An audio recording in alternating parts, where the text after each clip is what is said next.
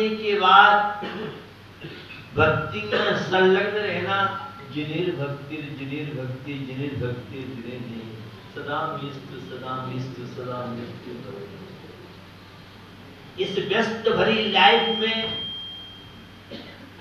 अगर शांति मिल सकती है, तनाव मुक्त जीवन के लिए, मैं हमेशा कहता रहता हूं, ये मेडिटेशन का कार्य करता है।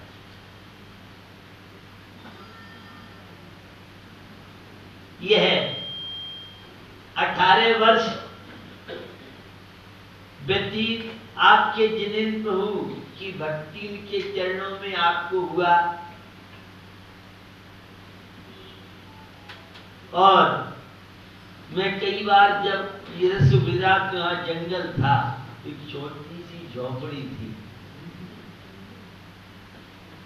फकीर चंद जी और उनके, मैं सबके नाम नहीं ले पा रहा हूं, ये कई बार मेरे पास जाते रहे, और एक दिन शिलान्यास की बात आई, और वह एक दिन आया जब यह पूरे समाज के सहयोग से भव्य विद्यालय बना।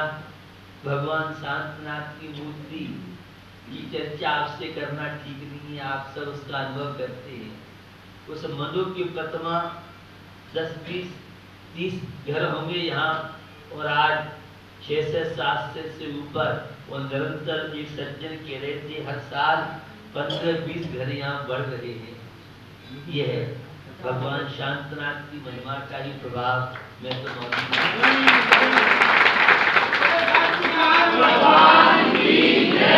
उस समय तो मंदिर बनाना बहुत कठिन सा लग रहा था, कहाँ कैसे 2 पैसे के लिए कैसे हमारे ये इंजीनियर, ये प्रभावशाली लोग घर घर में जाके झोली फैलाते थे, और यह मंदिर विशाल बन जाए। मंदिर बनने के बाद, अब मंदिर तो बन गया, महाराज को कहाँ ठहराए, कैसे ठहराए, जेब खाली है, सारे लोग बिछड़े बैठे हुए हैं, और जब बने आने का योग बना, मेरे सामने प्रस्ताव रखा, महाराज मंदिर तो बन गया, क्या बात है, बात ये कि छोटी मोटी धर्मशाला हो जाए, तो छोटे मोटे समाज के कार्य हो जाए, और हम भी संत निवास बना करके रत्नत्र की साधना करने वाले मुनि महाराजों को ठहरा सके। जीव तो सबकी खाली है, जो था लगा दिया, बहुत रिश्तेदारों को भी निचोड़ दिया हमने, चिंता मत करो, तुम तो काम आगे बढ़ा। और बड़ी मेहनत की हमारे दामोदर जी, हमारे फकीर चंद जी, मैं उन सबके नाम नहीं ले पा रहा हूँ, मुझे नाम याद भी नहीं है, और बहुत लोगों का सहयोग था। और मैंने सुना कि 170 बार उस ऑफिसर के उसमें रहे कि यह जमीन किस तरह से कैसे हो। वो ऑफिसर बड़ा नम्र था, और वह कह रहा था, आप वृद्ध हैं, आपके बाल सफेद हो गए हैं, आपको ऊपर आने की आवश्यकता नहीं, आप तो फोन करते हैं, मैं आपके पास पीछे आ जाऊंगा, मैंने सुना है, वो आपको बात बता रहा हूं। कैसे कैसे मंदिर का निर्माण होता है, धार्मिक आयतन, धर्मशाला जब शुरू होती है, मैं तो बहुत मंदिरों के शिलान्यास, प्रतिष्ठा और मंदिरों के लिए प्रयास होता है। जिन कॉलोनी में मंदिर नहीं है वहाँ मंदिरों का होना जरूरी है, लेकिन जहाँ हो वहाँ नया मंदिर बनाने की आवश्यकता नहीं है। बड़ी समस्याओं से लोग गुजरते हैं, और हम लोग प्रेरणा करते हैं लोगों की भाव। कुछ नहीं महाराज, एक छोटा सा चैत्यालय बन जाए, एक सीधी छोटे से विराजमान हो जाए, हम तो दर्शन पूजा हमारे होते रहे। शुरू में तो ही होता है, बहुत थोड़े घर होते हैं और इतने साधन नहीं होते हैं, लेकिन बनने के बाद समाज बढ़ती है, समृद्धता बढ़ती है, और तो लोगों का योगदान, भावनाएं बनती रहती हैं। तो निश्चित आप सबके माध्यम से, लेकिन इस मंदिर से बहुत बड़ा प्रसंग जुड़ा हुआ है। इस मंदिर ने पता नहीं कितने जीवित चैतन्य आत्मा को एक अच्छा इंसान बनाने के लिए, और वह अखिल भारतवर्षीय प्रतिभा सम्मान पुरस्कार से सूर्यनगर समाज को आज सूर्यनगर समाज की, मुझे नहीं मालूम आपको कितना ज्ञात है कि नहीं है, आज पूरे वर्ल्ड में आपकी नमक को खाने वाले, आपका सम्मान पाने वाले विद्यार्थी, शायद कोई ऐसा देश नहीं होगा जिस देश में आपके मंच से सम्मान हुआ व्यक्ति 7.5 अरब में अपनी महक फैलाता है। भगवान आज बहुत जगह से मुझे ऑफिस और बड़े बड़े अधिकारियों के मालूम पड़ता है कि हमारे यहाँ जैन साहब आए हैं, पूरा नक्शा हमारे शहर का बदल दिया, हमारे ऑफिस का बदल दिया। ये सांत्वना भगवान तो हम सबकी आदर्श हैं, लेकिन एक चरित्रनिष्ठ अधिकारी हो, ईमानदारी अधिकारी हो, धार्मिक संस्कार अधिकारी हो, पता नहीं कितने लोगों को महकाता है। और मैं देखता हूं, चाहे डॉक्टर्स हो, चाहे प्रोफेसर हो, चाहे सीईओ हो, चाहे इंजीनियर्स हो, हमने पहला all India doctor conference Tijara में कराया, साहू अशोक जी टाइम्स ऑफ इंडिया उसके प्रमुख व्यवस्था में कहें या वे जिम्मेदारी का। और मैं जिस रोड से गुजरा तो जहां जहां से डॉक्टर उस सम्मेलन में गए, वो कहते डॉक्टर साहब तो बहुत चेंज हो गए हैं, और मंदिर भी जाने लगे हैं, और पेशेंटों के प्रति बड़ी उनकी उदार भावना, बड़ी आस्था श्रद्धा डॉक्टरों के अंदर बनी है, और ये डॉक्टर्स के अंदर भी बनी। ये जितना देश का, और मैं तो कहूँगा वर्ल्ड में जो भी ये प्रतिभा सम्मान अथवा अन्य रूप से संस्कारित लोग जा रहे हैं, वहाँ एक सुख और शांति की महक, हमारी संस्कारों की महक, श्रावक धर्म की महक, ईमानदारी प्रामाणिकता की महक देश और विदेश में फैला करके सूर्यनगर समाज का जहाँ गौरव भी बढ़ाते हैं, वो हमारे जैन समाज का गौरव भगवान महावीर की जय बोलने से महावीर की प्रभावना नहीं, मात्र पूजा पाठ करने से महावीर की प्रभावना नहीं होगी। महावीर की सच्ची प्रभावना तो उनकी पद चिन्हों पे चल के, उनकी आदर्शों को अपना करके। बंधु,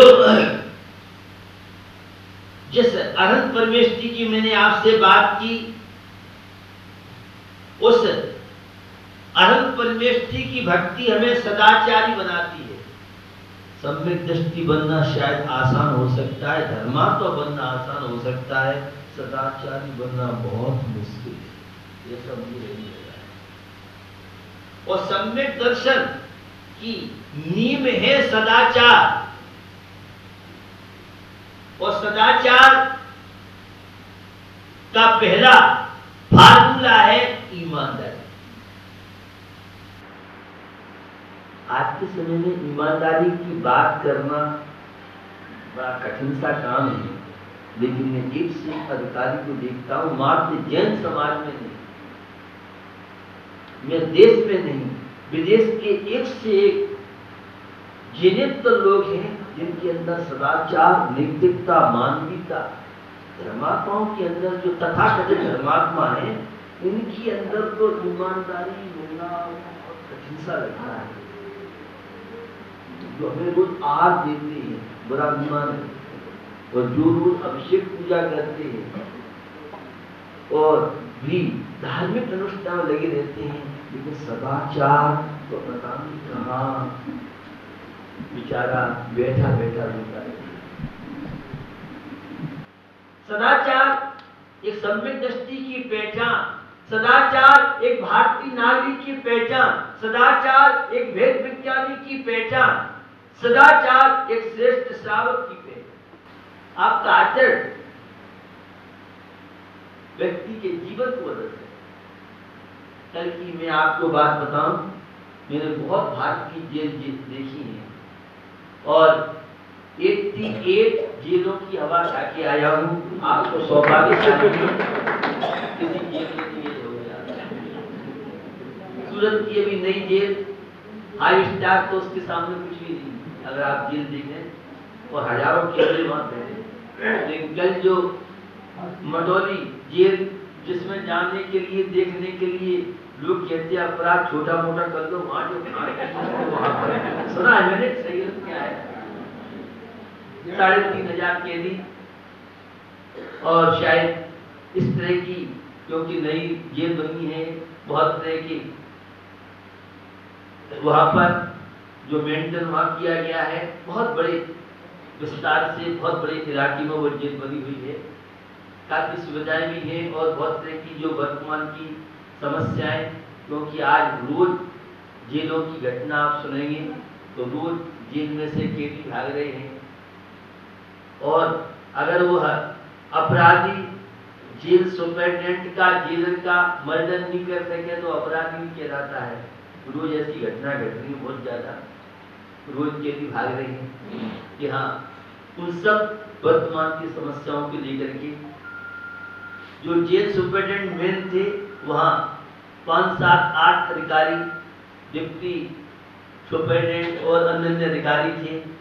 मुझे लोगों ने बताया कि जेल सुपरिटेंडेंट मुख्य अधिकारी इतने प्रसन्न थे कि मुझे वहाँ बहुत तरह के परिसर है, जैसे परकोटे होते हैं, मेन स्थान से अंदर जाने में 15-20 मिनट लग जाते हैं, तो वह मेन जो जेल सुपरिटेंडेंट इतने प्रभावित थे कि मुझे बाहर गेट तक छोड़ने के लिए आए, और इतना ही नहीं, नतमस्तक होकर के लोगों ने पकड़ा था। मैं तो इतनी नहीं पढ़वाया, मुझे तो बाद में लोगों ने बताया वहाँ की जो कैदी थे उनमें जो परिवर्तन, जो भावनाएं, मुझे वहाँ कैदी की कई कलाकृति बताई।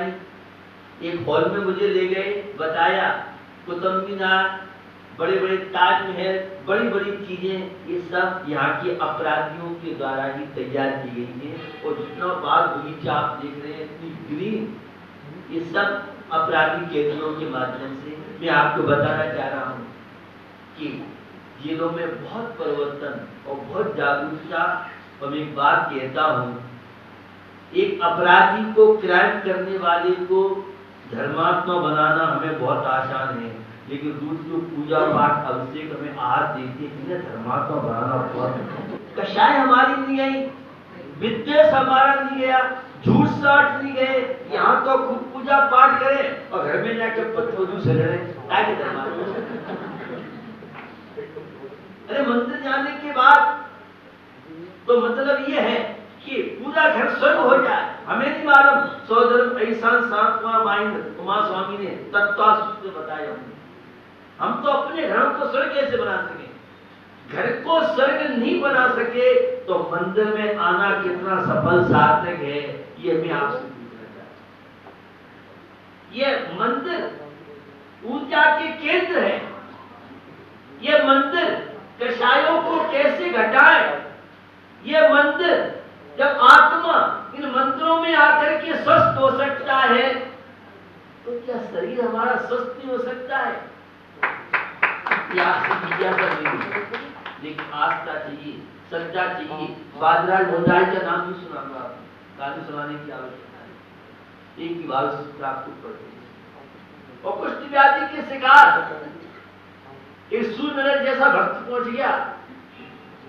कल राजा साहब आने वाले हैं और मैंने कह दिया हमारा साधु तो कोई नहीं होता, कोई बीमारी नहीं है। और धर्म विद्वेषी ने कह दिया है, शिकायत कर दी है कि संत तो इनके कुष्ठ व्याधि शिकार है। मुझे अपनी चिंता नहीं है, मुझे चिंता है कि ऐसा हो गया धर्म का क्या होगा। और बंधुओं, परिणाम आपने देखा, उनने कहा जा घबरा मत, अब किसको नहीं जाती। सुबह राजा आएगा और गलती होगी तो सीढ़ी पर मैं चढ़ूंगा, कोई बात नहीं है। धर्म का क्या होगा? डरता हुआ साई रात नींद नहीं आई। और प्रातःकाल वह कहानी सबको मालूम है।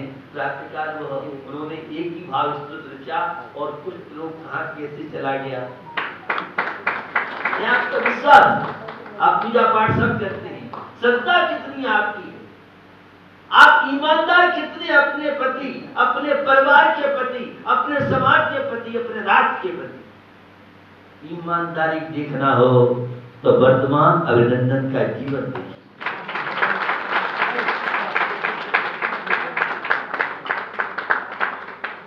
हमारा भारत अहिंसा का पुजारी है, किंतु हमारे देश पर, हमारी संस्कृति पर, हमारी बहु बेटी पर हम पे कोई अत्याचार करता है, उस अत्याचार का जवाब नहीं देना भी सबसे बड़ी हिंसा कहलाती है। अपराधी के प्रति बहुत बड़ा पाप है।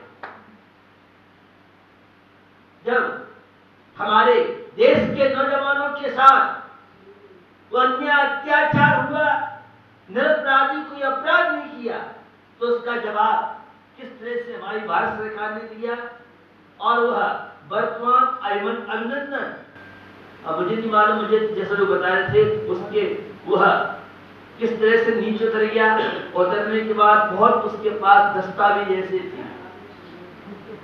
अब मुझे तो बताया था पाकिस्तान के अखबार में आई कि वह उन दस्तावेज उनके हाथ में लगे नहीं, क्योंकि उसे नहीं पता था पाकिस्तान के भारत से क्या है, उतर गया था बेचारा। पूरी घटना तो आपने सुनी पड़ी होगी, मैं तो सुनी पूरी बात बता रहा हूँ। उस वर्तमान आज तो रिहा हो जाएगा।